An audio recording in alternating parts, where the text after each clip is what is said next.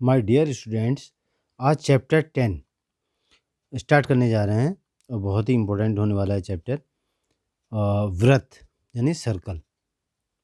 पहले कुछ बेसिक चीज़ें मैं आपको बताना चाहूँगा कि सर्कल यानी व्रत क्या चीज़ होती है, व्रत किसे कहते हैं, इसके बारे में थोड़ा सा आपको बताते हैं।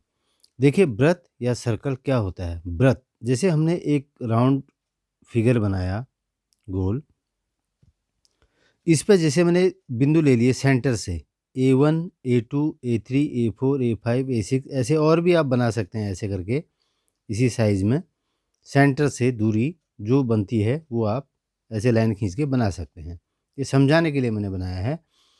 व्रत A1, A2, A3, A4, A5 dot dot dot करके उन असंख्य बिंदुओं का समूह होता है जो एक नियत बिंदु O से समदूरस्थ हों। वो व्रत का केंद्र कहलाता है।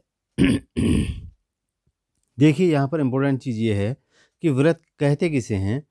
सेंटर से इन जो छोटे-छोटे असंख्य बिंदु हैं जो मैं आपको दिखा रहा हूँ A1, A2, A3, A4, A5, A6 ये जो है यहाँ से जो है केंद्र से यानी O से ये समदूरस्थ होते हैं। समदूरस्थ का मतलब बराबर दूरी पर होते हैं ये।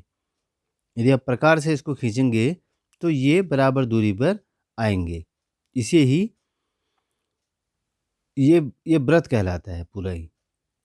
सेंटर से यानी इन बिंदुओं की दूरी जो है एक नियत होती है, इसे व्रत कहते हैं। चारों तरफ से एक आकृति होती है घिरी हुई। उसके बाद दूसरा है, इसमें ओ जो है व्रत का केंद्र कहलाता है। दूसरा पॉइंट आता है त्रिज्या यानी रेडियस क्या चीज़ होती है। अब देखिए, मैंने यहाँ से केंद्र से ऐसे दूरियां बना दी, बराबर बराबर दूरियां बना दी। ये सारी इस प्रकार से परिधि पर स्थित किसी बिंदु ई से केंद्र ओ पर खींची गई ऋजु रेखा व्रत की त्रिज्या कहलाती है। जैसे यहाँ से मैंने एक लाइन खींची ये ओ पर, तो ये ऋजु रेखा क्या कहलाएगी, इसकी त्रिज्या कहलाएगी यानी रेडियस कहलाएगी। ओ भी रेडियस है, ओ भी रेडियस है, ओ सी भी रेडियस है, ओ डी भी रेडियस है। इस प्रकार से बहुत सारी त्रिज्याएं हम बना सकते हैं, इनको त्रिज्याएं कहते हैं। जैसे ओ ए, ओ बी, ओ ई, ओ सी, ओ डी डॉट डॉट आदि व्रत की त्रिज्याएं हैं। किसी व्रत की असंख्य त्रिज्याएं खींची जा सकती हैं। बहुत सारी त्रिज्याएं इसमें हम बना सकते हैं। और चारों तरफ की जो एरिया है, एक चीज़ इसमें और है परिधि।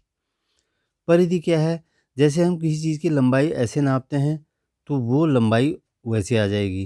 जैसे ये पेन है, पेन की हम लंबाई ऐसे नापते हैं। ये सीधी लंबाई क्या होगी, इसकी परिधि यानी पूरी हो जाएगी ये।